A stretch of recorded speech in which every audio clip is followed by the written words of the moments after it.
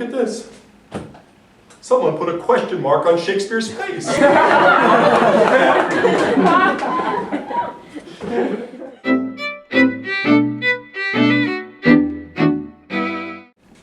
You believe Shakespeare and write Shakespeare? Then you also believe the moon landings were fake. Don't you? This is a serious question. I demand an answer.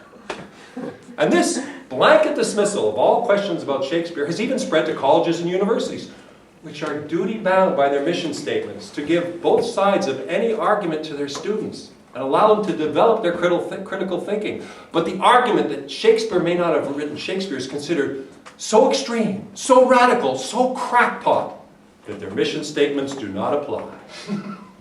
Don't take my word for it. Let me quote one of the foremost Shakespeareans on the planet. Professor James Shapiro of Columbia University, a strict believer in the traditional tale of William Shakespeare. This is what he says. Quote, I personally believe that William Shakespeare wrote the plays and poems attributed to him. However, the Shakespeare Authorship Question remains virtually taboo in academic circles and walled off from serious study by Shakespeare scholars, unquote. Virtually taboo, walled off from serious study. Did you all know there are things in university that are taboo and walled off from study? I didn't.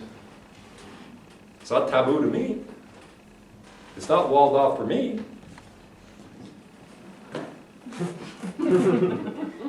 Students, there is no Shakespeare authorship question. This is settled academic thought. The question can no longer be asked. We've answered it for you. I must stress, there's not a single reputable Shakespeare scholar who even suggests there's any question about Shakespeare's biography. And if any Shakespeare scholar should suggest there's any question, he or she would no longer be reputable. Here now is the story of William Shakespeare. Listen carefully, because it will never change. Even though the records are all lost, William Shakespeare attended the Stratford Grammar School because we say he did. And he learned everything he needed to know at this school, which quite honestly wasn't very much. Yes, the works only appear to have familiarity with multiple languages, Latin, Greek, French, Italian, Spanish. The works only appear to have knowledge of the law, philosophy, classical literature, ancient and modern history, art, astronomy, mathematics, music, military and naval terminology, English, French, and Italian court life, falconry. None of that's there. And even if it is there, you have to understand, people back then, they had bigger brains than we do today. And bigger heads to put them in. And really all that was necessary was a grammar school education, or no education. It's just imagination. Shakespeare imagined information. It all just popped into his head. He wrote it all down, and then he made it all magically disappear. Well, that's why there's not a single document from Shakespeare's lifetime connecting him to the works. His works, they were like spirits. They melted into air, into thin air. In any event, you're not supposed to ever hear there's no documents connecting William Shakespeare of Stratford with the works. Untrained minds like yours might misconstrue these pesky facts. And you must never read any of the thousands of books that contradict what I and other Shakespeare professors tell you. Hey. Who put these books on my desk? They are not on my reading list. What's this? Oh no. Diana Price's Shakespeare's Unorthodox biography? Apparently someone doesn't understand the meaning of unorthodox. Diana Price did research. Taboo and walled off from study research, which you must never do. She found of the 25 best-known authors of the period, only William Shakespeare left behind no evidence of a professional career as a writer, a totally unique deficiency.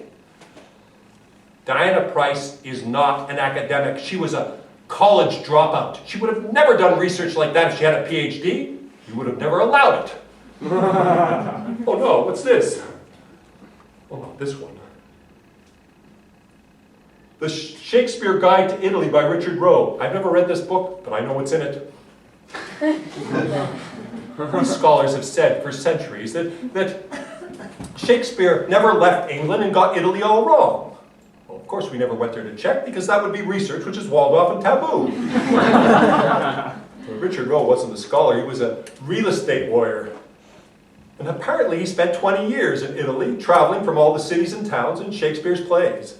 And he found that Shakespeare got Italy dead right, which we never found. Don't read this book. Oh no, what's this?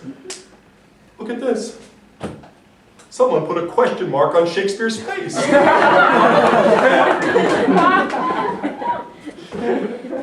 haven't read this book, but I know what's in it. It's written by heretics. One of its writers is the detestable Dr. Earl Showerman. Forget that name. I never said it. You never heard it. Showerman's a medical doctor with 30 years emergency room experience. And apparently Showerman's astonished at Shakespeare's medical content, his unique clinical genius, the extraordinary richness of his medical sources. When, apparently, Showerman asks, could Shakespeare, given his duties as an actor and theater manager, have found the time to become such a medical expert? We're the experts. Listen, we've had a devil of a time discounting Shakespeare's legal knowledge. The last thing we need to do is start discounting his medical knowledge. Do you know there's even more medical references than legal ones in Shakespeare?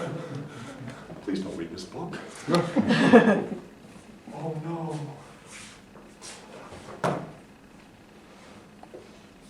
Not this book. Not Mark Twain. Stay away from him. Stay away from him. At least parts of him. You can read the parts we say are okay. Check with us first. Don't read this. These books are full of mischief. They should never have been written. They should not be read. And they're not on my reading list.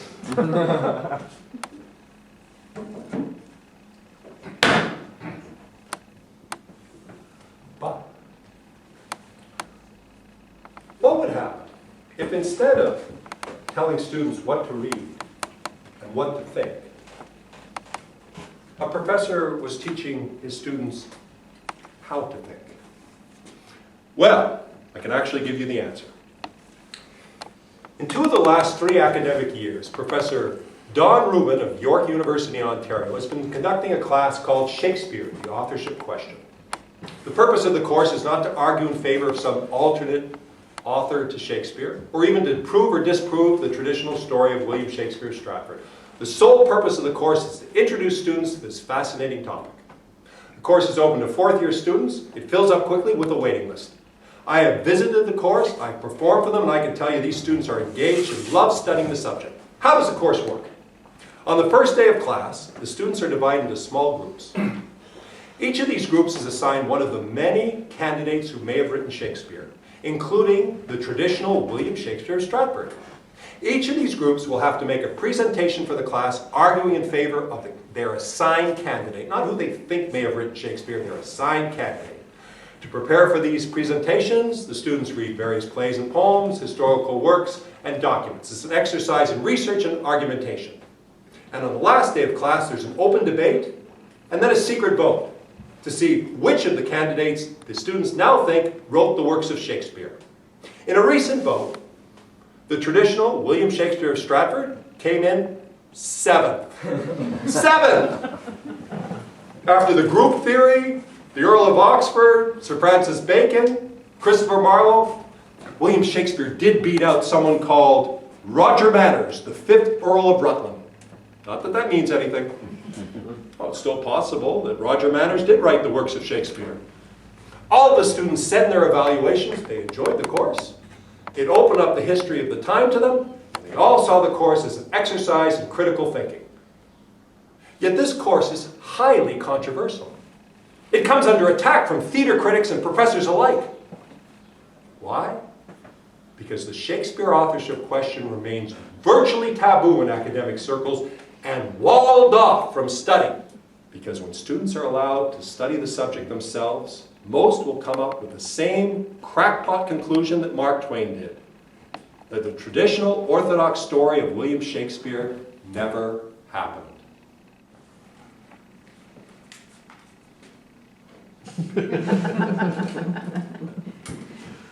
Hey, it fits. I'm Keir Cutler, and I am proudly a Shakespeare crackpot.